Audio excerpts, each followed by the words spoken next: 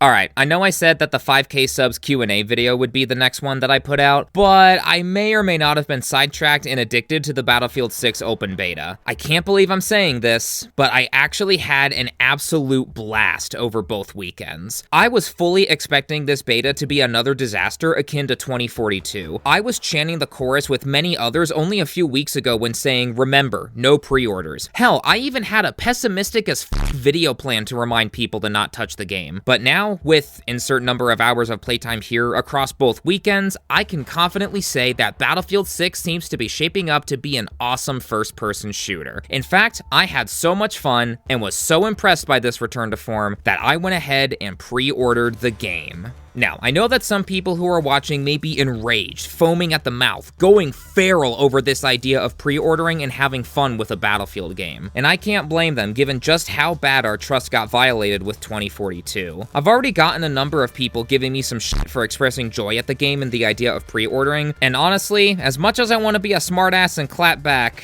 I can't do that. I can't blame anyone giving me shit for this. I was hyped to hell and back for 2042, and look where that got me. And for all I know, history could repeat itself for Battlefield 6. This video could age like milk. But right now, I'm getting the impression that DICE and EA are treating this game as their sincere apology to us. Well, I don't know how strong the word sincere should be used with EA, given how the microtransactions for bundles and battle passes and such will go, but definitely for DICE. Anyway, with both weekends of the beta over now, I wanted to give my thoughts on the good and the bad of it. I wrote this script as I thought about various things from the beta, so it may be a little all over the place, but I tried to establish a flow for it. And I may miss a thing or two here, so forgive me if that happens. Let's start with the main ingredient of any Battlefield game, the class system. It's back, baby, but with a bit of an asterisk. No longer do we have those f***ass specialists who have access to any gadget. Now we're nameless, faceless soldiers all being cogs in the machine that is the team, with access to limited gadgets based on what class we are. Assault being your frontline class, engineer being your vehicle-focused class, support being your, well, support class for ammo, health, and revives, and recon being the intel-based class. No specialist exclusive gadgets here either, thank God. But there is an asterisk in the form of the weapons of the game being available to any class, at least in the open weapon playlist. The closed weapon playlist delivers the more traditional Battlefield class experience. Here's the thing though, this is probably going to be heresy to a number of you watching, but I actually liked the open weapon system.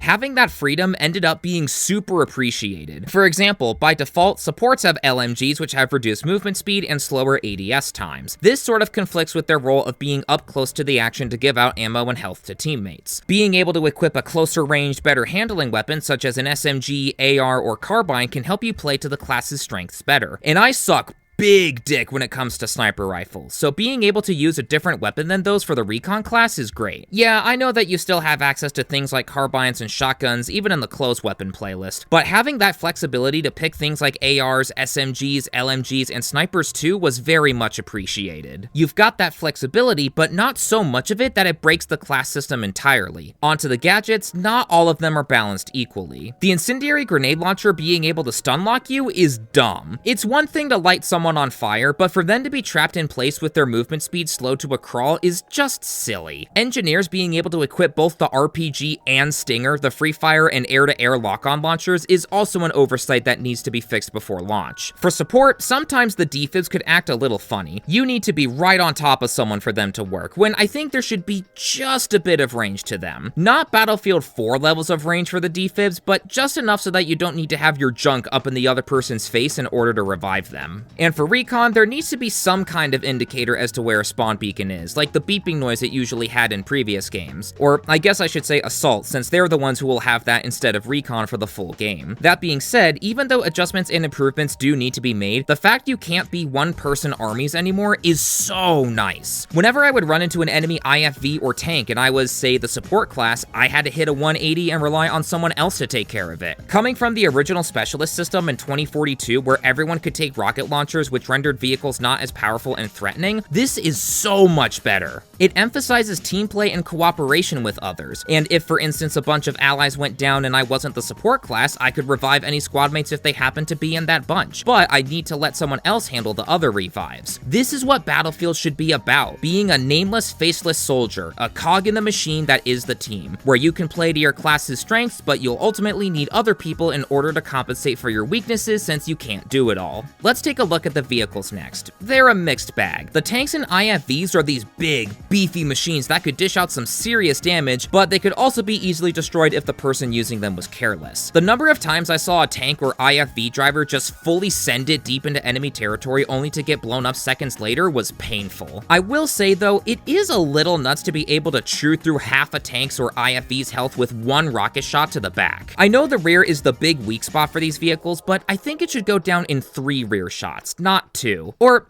I don't know, maybe 2 rear shots is good since that rewards good positioning and maybe even a good ambush opportunity too. I'm still kinda leaning on thinking it should be at least 3 rear shots and not 2 though. The attack helicopter was abysmal to fly. It handled like a boat. Slow turning speed, as soon as you had a dive going, you were just unable to pull up fast enough, which led to a number of crashes for me. The flight model as a whole just needs a serious rework, and only 7 rockets per volley before needing to reload? Battlefield 4's attack choppers with the Hydra rockets had double that. At minimum, I'd say at least 1 more rocket is needed per volley, but ideally, I'd say like 10 per volley would be good. The ground attack jet though was loads of fun to play with. I won't lie, it caught me a little off guard at first to have an F-16 as the ground attack plane of choice. Of course, the F-16 in real life can perform air-to-ground strikes just fine, but after so many games where we've had the A-10 as the ground attack plane for the US, or in this game's case NATO, having it be a different aircraft is odd, but also welcome. Maybe they went with the F-16 because the A-10 is actually being retired here soon. Anyway, this thing was a treat to fly. Doing pass after pass, firing air-to-ground missiles and dropping bombs, tearing a helicopter or enemy F-16 to shreds, and the simple act of flying around to begin with were all so much fun. The only thing I found that needs fixing before launch was how the Pax Armada resupply point didn't resupply its F-16. The NATO F-16 could be resupplied from both the NATO and the Pax Armada resupply point. This means that you could have a much higher volume of fire by flying the NATO F-16. Hopefully that gets fixed to where the Pax Armada ground attack jet can get resupplied just fine. As for the game modes, Conquest was my favorite by far. Good old reliable. Rush was a little rough around the edges. The MCOMs weren't spread out enough and the defenders spawned a bit too close to them. Like others have said, it feels like the devs had to take maps that were built with modes like Conquest in mind first and then make Rush fit into those maps somehow. Breakthrough was pretty hit or miss. Liberation Peak in particular was awful if you were attacking. I only played a few rounds of Domination, but that's fun if you're focused on a more Call of Duty-esque quick respawn kind of mode. I didn't touch King of the Hill and I only played a single round of Squad Deathmatch, so I can't really give my thoughts on those modes. Once I got them all figured out, the game played smoothly, but I had to spend the first 30 plus minutes getting everything figured out because there's just so much to change. Not all of it is bad though. A bunch of quality of life features can be found here with changing the color of different icons, the sizes of different icons, things like that. But then the actual controls themselves, like,